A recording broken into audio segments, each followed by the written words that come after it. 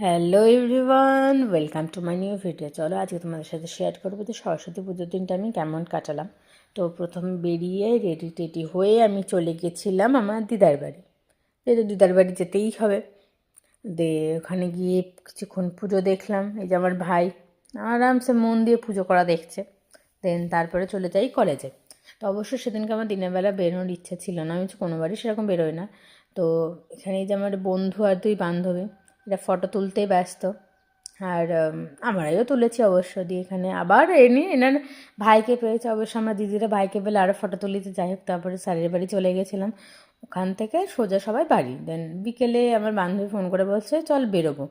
বললাম চলো তাহলে বেরোই। দিয়ে চলে গেছিলাম ওর বাড়ি, ওদের বাড়ি ঠাকুরটা দেখে চলে গেছিলাম আমাদের স্কুলে, যেই এতগুলো বছর যেখানে আমরা একসাথে কাটিয়েছিলাম।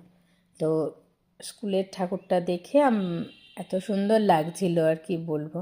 আর তারপরে আমরা চলে যাই আমাদের আইটা স্কুলে। ওখানে ওই স্কুলটাও এত সুন্দর সাজায়, মানে প্রত্যেক বছরই ওরা সাজায় খুব ভালোই।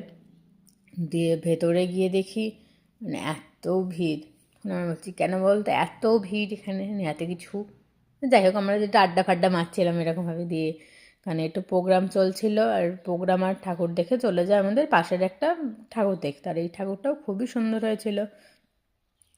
তারপরে খানিকটা হাঁটার পর আমরা চলে যাই আরেকটা মণ্ডপে।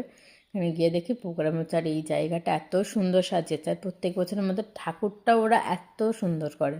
তারপরে আমরা আরও অনেক কয়েকটা ঠাকুর দেখে সবাইকে টাটা বাই বাই করে আমি বাড়ি চলে আসি। তোমাদের ভিডিওটা কেমন লাগলো অবশ্যই জানিও, আর ভালো লাগলে চ্যানেলটা সাবস্ক্রাইব আর লাইক কমেন্ট অ্যান্ড শেয়ার করে দিও অবশ্যই। বাই।